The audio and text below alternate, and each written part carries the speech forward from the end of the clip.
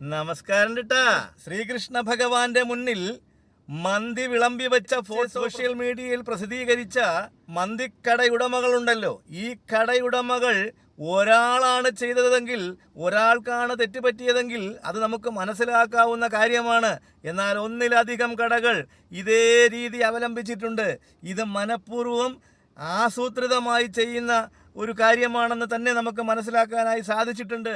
അതായത് ജിഹാദി കൂട്ടങ്ങൾ തുനിഞ്ഞിറങ്ങിയിരിക്കുകയാണ്.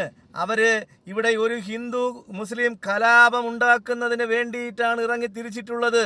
എന്നാൽ ഈ വസ്തുത മനസ്സിലാക്കി ഹിന്ദുക്കൾ എല്ലാവരും തന്നെ സംയമനം പാലിച്ചുകൊണ്ട് ഇതിനെതിരെ പ്രതിഷേധിക്കുക മാത്രമാണ് ചെയ്യേണ്ടത്. കാരണം നമ്മുടെ രാജ്യത്ത് അരക്ഷിതാവസ്ഥ സൃഷ്ടിച്ച് തമ്മിലടിപ്പിച്ച് നമ്മുടെ രാജ്യത്തിൻ്റെ ജനാധിപത്യ സർക്കാരിനെ ഇല്ലാതാക്കുന്നതിന് വേണ്ടി, നമ്മുടെ ജനാധിപത്യത്തെ ഹനിക്കുന്നതിന് വേണ്ടി, കാരണം ഈ വരുന്നവരെല്ലാം തന്നെ ജനാധിപത്യം ഇഷ്ടപ്പെടാത്തവരാണ്. ശരീഅത്തെ നിയമത്തിനെ മാത്രം ഉൾക്കൊണ്ടുകൊണ്ട് ഇവിടെ ഒരു കലാപ അന്തരീക്ഷം സൃഷ്ടിച്ചുകൊണ്ട് ഇവിടെ ജാതീയമായി മതപരമായി ഭിന്നിപ്പുണ്ടാക്കി അവർക്ക് നേട്ടം കൊയ്യുന്നതിന് വേണ്ടിയിട്ടുള്ള ശ്രമമാണ് ഇവിടെ നടക്കുന്നത്. ആ ശ്രമത്തെ നമ്മൾ തകർക്കുക തന്നെ വേണം. ഇതൊരു കലാപത്തിലേക്ക് പോകാതിരിക്കുവാനായി എല്ലാ ഹിന്ദു സഹോദരങ്ങളും ശ്രദ്ധിക്കണം, ഹിന്ദു സംഘടനകളും ശ്രദ്ധിക്കണം.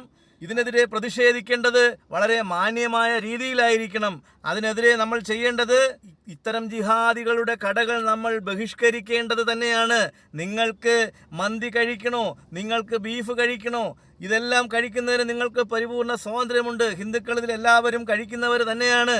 വളരെ കുറച്ച് പേർ മാത്രമേ, അല്ലെങ്കിൽ ക്ഷേത്രവുമായി ബന്ധപ്പെട്ട് പൂജാരികൾ മാത്രമേ കഴിക്കാതിരിക്കുന്നുള്ളൂ. ബാക്കിയുള്ള എല്ലാ ഹിന്ദുക്കളിൽപ്പെട്ട എല്ലാ വിഭാഗക്കാരും ഇതെല്ലാം കഴിക്കുന്നവർ തന്നെയാണ്. പക്ഷേ ഇനി മുതൽ നമ്മുടെ മതത്തെയും നമ്മുടെ ഭഗവാനെയും നമ്മുടെ കൃഷ്ണനെയും അവഹേളിച്ച ഇത്തരം ജിഹാദികളുടെ കടകൾ അവരെ നിങ്ങൾ ബഹിഷ്കരിക്കണമെന്നാണ് എനിക്ക് പറയാനുള്ളത്. നിങ്ങൾക്ക് മന്തി കഴിക്കണമെങ്കിൽ സാധനങ്ങൾ വാങ്ങിച്ച് വീട്ടിൽ കൊണ്ടുപോയി പാചകം ചെയ്ത് കഴിക്കാവുന്നതാണ്. ആരോഗ്യത്തിന് ദോഷകരമല്ലാത്ത മന്തി നിങ്ങൾക്ക് വീട്ടിൽ ഉണ്ടാക്കി കഴിക്കാവുന്നതാണ്. അതുപോലെ ബീഫ് നിങ്ങൾ കഴിക്കണോ, ഈ അറബിക് ഫുഡ് നിങ്ങൾക്ക് കഴിക്കണമെങ്കിൽ അതിൻ്റെയൊക്കെ റെസിപ്പി യൂട്യൂബിൽ അവൈലബിൾ ആണ്. അത് നോക്കി നിങ്ങൾക്ക് പാചകം ചെയ്ത് കൊണ്ടുവച്ച് കഴിക്കാവുന്നതാണ്. ഇതിലെല്ലാ മുസ്ലിങ്ങൾക്കും പങ്കുണ്ട് എന്ന് ഞാൻ പറയുന്നില്ല. പക്ഷേ ഇതിൻ്റെ ഉള്ളിൽ ജിഹാദികൾ കടന്നുകൂടിയിട്ടുണ്ട്. ഇവരുടെയൊക്കെ ലക്ഷ്യം ഇത്തരത്തിലുള്ള ഭിന്നിപ്പുകളും സമൂഹത്തിൽ അരക്ഷിതാവസ്ഥയും സൃഷ്ടിച്ച് നേട്ടം കൊയ്യുക എന്നുള്ളത് മാത്രമാണ്. ഇനിയുള്ള മറ്റൊരു കാര്യം, ഇവിടെ ഇത്രയും വലിയ സംഭവങ്ങൾ അരങ്ങേറിയപ്പോൾ ഇവിടുത്തെ കോൺഗ്രസ്സുകാരൻ വല്ലതും മിണ്ടിയോ? ഇവിടുത്തെ കമ്മ്യൂണിസ്റ്റുകാർ ആരെങ്കിലും വായ തുറന്ന് സംസാരിച്ചോ? ഹിന്ദു ദൈവങ്ങളെ അവഹേളിച്ചതിനെതിരെ എന്തെങ്കിലും ഒരു പ്രതികരണം നടത്തിയോ? പ്രതികരിക്കില്ല. ഇവരാരും തന്നെ പ്രതികരിക്കില്ല. കാരണം ഇവരൊക്കെ അവരുടെ വലയത്തിനുള്ളിൽ അകപ്പെട്ടു കഴിഞ്ഞു. ജിഹാദി കൂട്ടങ്ങളുടെ വലയത്തിനുള്ളിൽ അകപ്പെട്ടു കഴിഞ്ഞു. അതുകൊണ്ട് അവർ പ്രതികരിക്കില്ല. ഹിന്ദു സമൂഹത്തോട് എനിക്ക് പറയാനുള്ളത്, പ്രത്യേകിച്ചും വിശ്വാസികളായ സമൂഹത്തോട് എനിക്ക് പറയാനുള്ളത്, നിങ്ങളൊരു കാര്യം ചിന്തിക്കേണ്ടത്, ഹിന്ദുവിന് എന്തെങ്കിലും ഒരു ആവശ്യം വന്നാൽ, ഒരു ആപൽഘട്ടം വന്നാൽ അവനെ സഹായിക്കാൻ ഓടിയെത്തുക സംഘപരിവാർ സംഘടനകൾ മാത്രമാണ്. ഹിന്ദു സംഘടനകളും BJP RSS എന്ന സംഘടനകളും മാത്രമാണ് അതിനെതിരെ ചോദ്യം ചെയ്യാനെത്തുന്നത്. അവർ മാത്രമാണ് നമുക്ക് സഹായിക്കാനുണ്ടാവുക.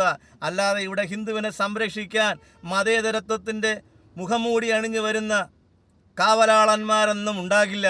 ഈ സത്യം നിങ്ങൾ ഇനിയെങ്കിലും മനസ്സിലാക്കി മുന്നോട്ട് പോയില്ല എങ്കിൽ ഇന്നിതൊരു തുടക്കം മാത്രമാണ്. നാളെ ഇതിലും വലുത് വരാനിരിക്കുന്നു. സമാധാനത്തിലൂടെ, നിയമത്തിന്റെ വഴിയിലൂടെ മാത്രം പ്രതിഷേധിക്കുക.